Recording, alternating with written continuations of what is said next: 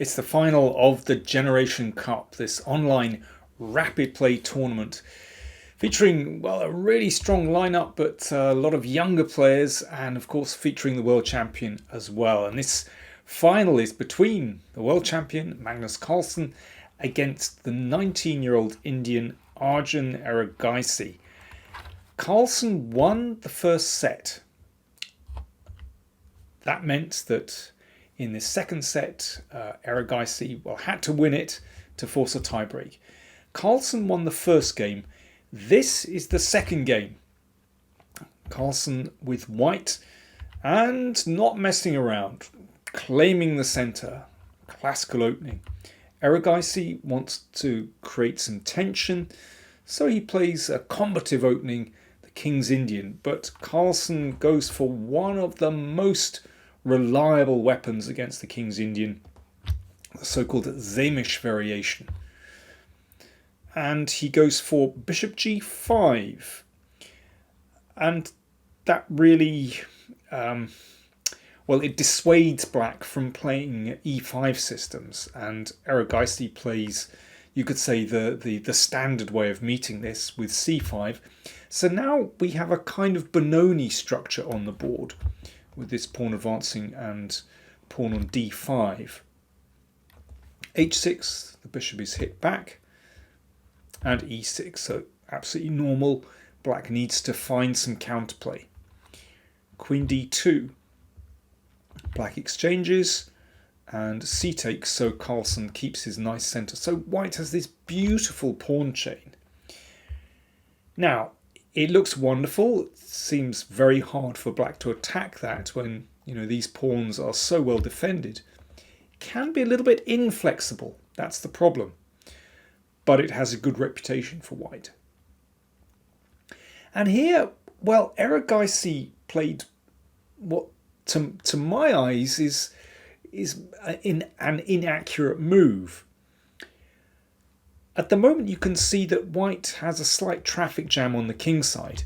White generally needs to castle king side, and you need to bring out the bishop and knight.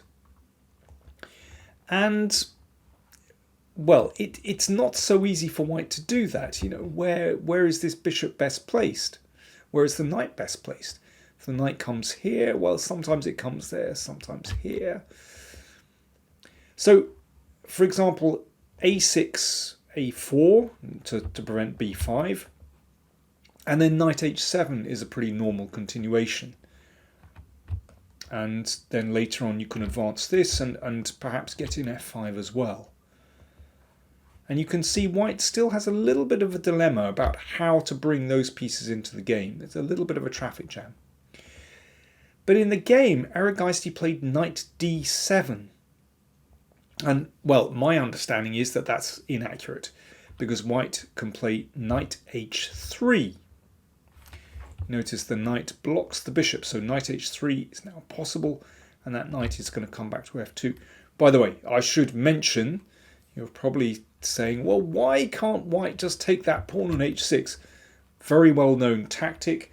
Black takes the pawn here, and then queen h4 check, and recovers the bishop. And because that dark squared bishop of white disappears from the board, that's very pleasant. This turns into a monster. So inadvisable to capture the pawn. But knight h3 is the approved move. And after a6, the knight ducks back to f2, and then it's going to be possible to bring this bishop into the game and get castled. You can see that sort of traffic jam of pieces has been cleared. It's much easier for white to develop now. Now in this case, black has to now watch out for this capture, because if b5, then bishop takes, and you can see there's no check on h4. After knight takes here, that's no longer check, and so the bishop can just move away. You can just exchange on g7 or play. White has just won a piece there. So this is now a threat to take on h6, and that's why h5 is played. Now white needs to prevent the pawn move b5, so a4 is played. So this is very standard. Rook b8. Black still has ideas to play this. But at the moment, we have all these pieces preventing it. So bishop e2. And Erigaisi plays knight e8. So either the knight will come around here to support the b5 push, and sometimes you can get in f5 as well. But generally you can see that white is now so well set up with the minor pieces here. Actually, f5 could just weaken black's position because, you know, this pawn is so well protected. Erigaisi plays instead knight c7, looking to support b5. And now I like Carlsen's next move very much. You could play a5 here just to clamp those pawns, but bishop g5, it's a very pleasant poke. It's a very annoying poke for black because you don't want to play f6 and block that bishop. That doesn't look right at all. You don't want to play bishop f6 because that exchange just takes away a lot of the dynamism of black's position. Once this dark squared bishop is gone, that doesn't look right either. So Erigaisi decided to play queen e8, but that's not the best square for the queen. And Carlsen continued with bishop h6. So he's just exchanging off that potentially very dangerous piece on g7. So this is a very sound way of playing. Erigaisi decided he needed counterplay.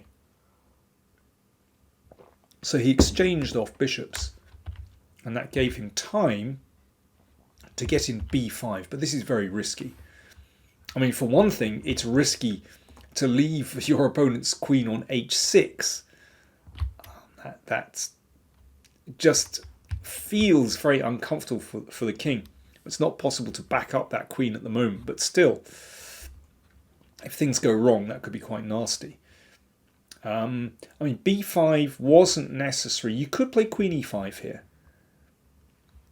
and just hang back for a little bit. So that queen could come here. But b5 played. Carlsen exchanged and then played the rook into a7. In fact, it's possible to use that queen on h6 and even go for a really quick attack. But rook a7 in a rapid play game, you haven't got time to calculate some speculative attack. You don't know whether it works or not. Better just to play a move that looks good, looks sound, and rook a7 is absolutely correct. Hitting the knight, and, well, it's very simple. If the knight moves, then that pawn can be taken. At the moment there's two defenders and two attackers. If the knight moves, well, a8 isn't a very enticing prospect anyway. Or if that's blocked, then white can simply exchange and take here. I mean, this is an absolutely free pawn.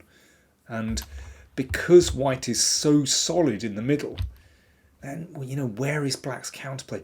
Very often in these kind of Benoni structures with the pawns here, black can get counterplay against this pawn, but not in this variation. Now we can see the big plus, the really big advantage of this system for white. That, you know, you can go off on an adventure and take a pawn at the side because this centre pawn is so well protected. So rook a7 is problematic for black. You don't want to come back with queen d8. You can see why Carlsen nudged that queen to e8.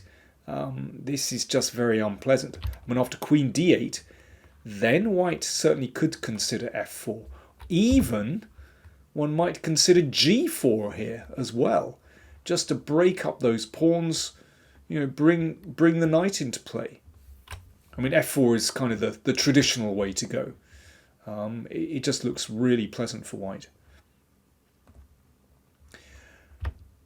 So after rook a7, Erigaisi in fact just played b4.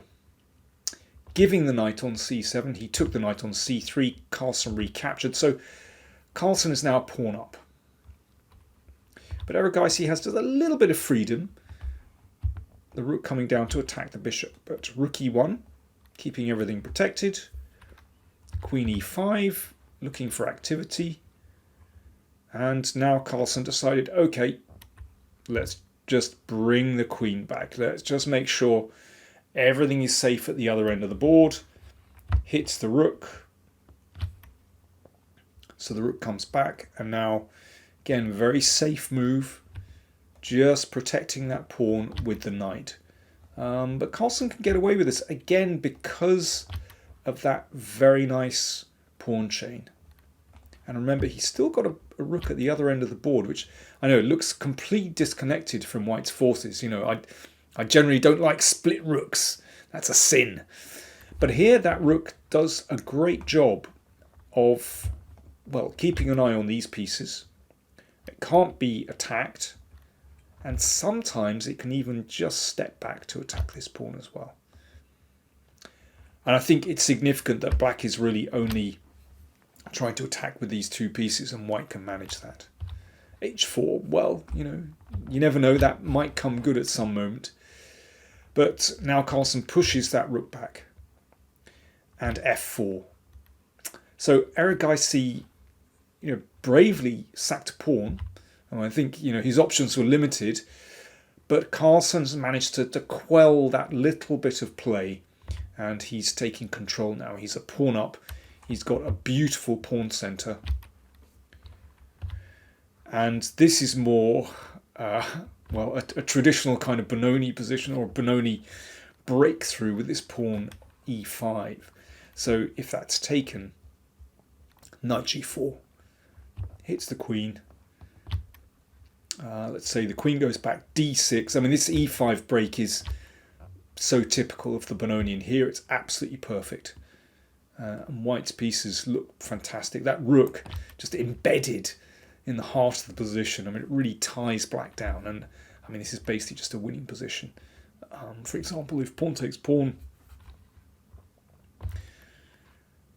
White's playing win. What do you play here? Go on. Your turn. It's about time you answer the question. White's playing win.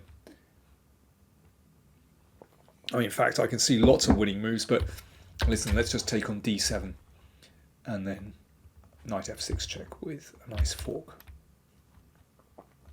So e5 played. Queen d8 hits the rook, but it just came back to c6, still really active. Takes, and now this very nice pass. So Carlsen has given back his extra pawn, but he's now got a passed d-pawn. He's opened up the king side, so the queen, the path to the king side is now clear again. This is absolutely typical Benoni pawn sacrifice. And that rook is even coming into play along the 6th rank to the king side. Beautiful position. I mean, really, black had to take that. If, let's say, knight f6, then white can exchange and play queen h6. And, well, the queen in the danger zone looks beautiful. So pawn takes pawn, queen h6 anyway. And rook f6, the rook sliding over very nicely.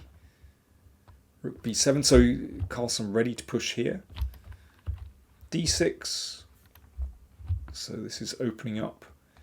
So bishop e6 just blocks the bishop. Check.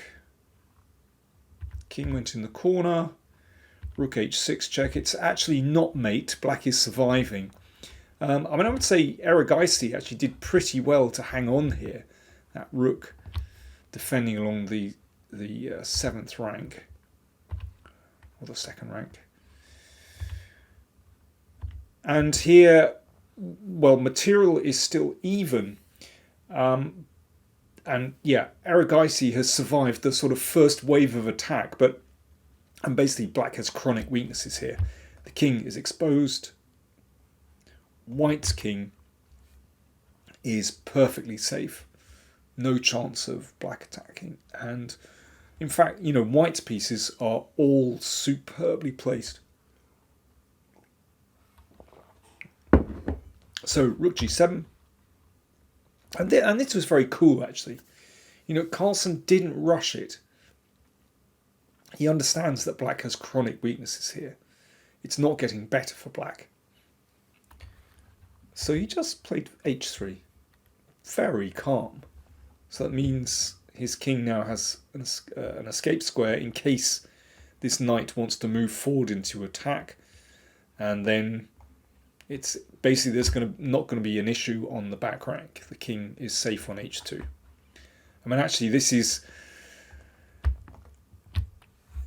it reminds me of a game of football where one side is 2-0 up, solid 2-0 up, and they've got the ball and they're just passing it back and forth and not letting the opposition just any chance at all, not giving any chances away, just keeping the ball, keeping possession, keeping control of the game. And this is what Carlsen is doing exactly here. Queen d7. Of course, there's absolutely no need to exchange. Keep the pressure on because it's all about king safety in this position. White's king is safe.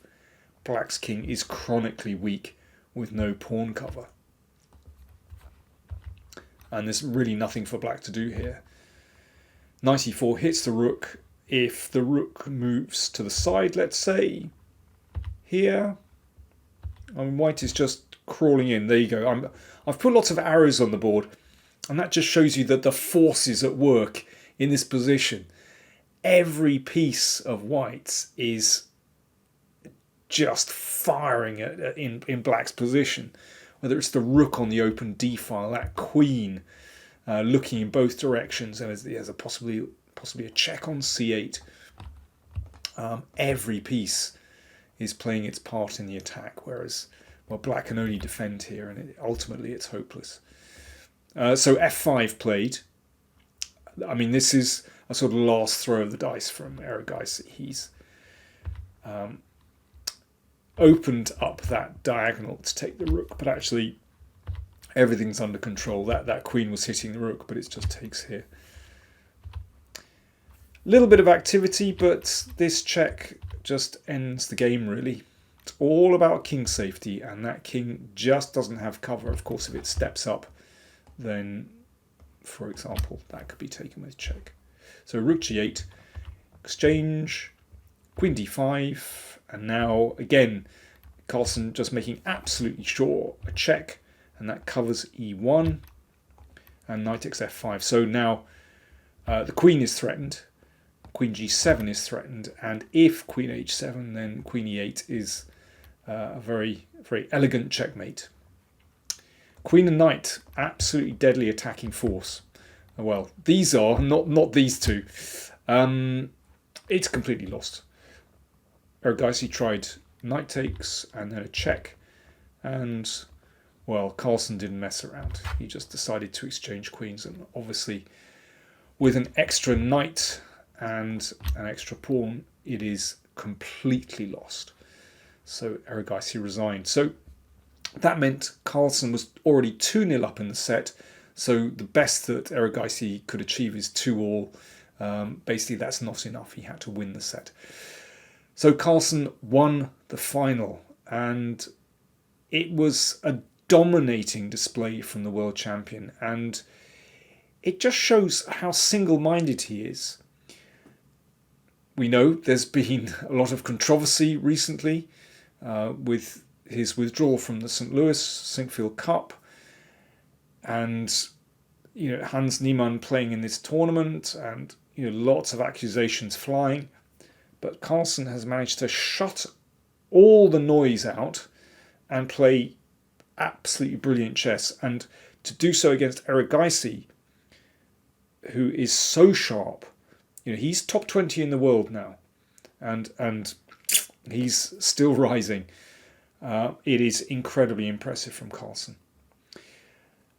After the final was over, Carlsen actually said that he will be issuing a statement over the next few days surrounding the controversy, which I really welcome.